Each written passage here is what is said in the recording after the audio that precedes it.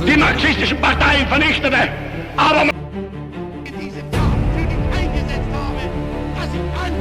They say every house has secrets, but what if that house was the Berghof? And what if the man living in it was the one who terrified the entire world? Pauline Kohler, the maid who claimed she saw things even the generals never did, takes us beyond the uniform to where the real horror lives. Not the horror of war, but the darkness of the human mind.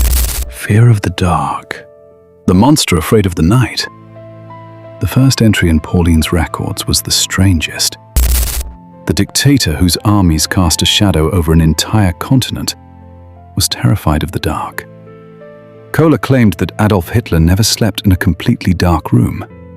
Behind those closed doors, the supreme leader was facing endless nightmares. Pauline describes how the lights would stay on until morning, and how he would sometimes ask for guards or staff to remain near his room, not to protect him from assassination, but from the ghosts he claimed were haunting his sleep. Were they the spirits of his victims? Or was he seeing, in the darkness of the room, a reflection of the ruin within his own soul? A table of terror.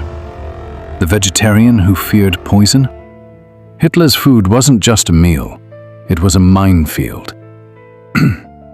Pauline Kohler speaks of an obsessive fear of poisoning. Everyone knows he was a vegetarian, but Kohler adds another layer. He didn't just reject meat, he almost worshipped the chemical purity of his food. He would change his cooks as often as his military plans, and the food tasters lived every meal as if it might be their last. Every apple, every piece of bread went through a meticulous inspection. The obsession wasn't just about the type of food, but who touched it and how it was prepared. He watched the table like a hawk, searching for a speck of dust or a strange smell that might mean his end. The dictator who held absolute power didn't have the courage to trust a piece of bread.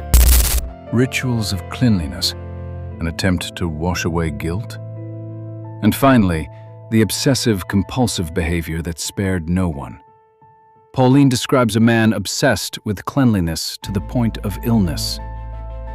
He bathed several times a day, changed his white shirts at the mere hint of a speck of dust invisible to the naked eye. He forbade anyone, regardless of rank, from touching his personal items or even approaching his private space. Was he trying to wash away the blood that stained his hands with more water and soap? Kohler recalls that this obsession with cleanliness extended to everyone around him. The servants had to be like ghosts, without scent, without a trace. The cleanliness of the space meant control to him, and when that cleanliness slipped, Hitler would lose his mind. Between the fear of darkness, the obsession with food, and the compulsion for cleanliness, Pauline Kohler painted a picture of a fragile man, broken inside, inhabited by fear before ambition took hold. Whether these accounts are historical facts or merely clever British propaganda, the question remains: can hand-washing cleanse history? And can the light of a room banish the darkness of the soul? The black box ends here. Look for the truth between the lines.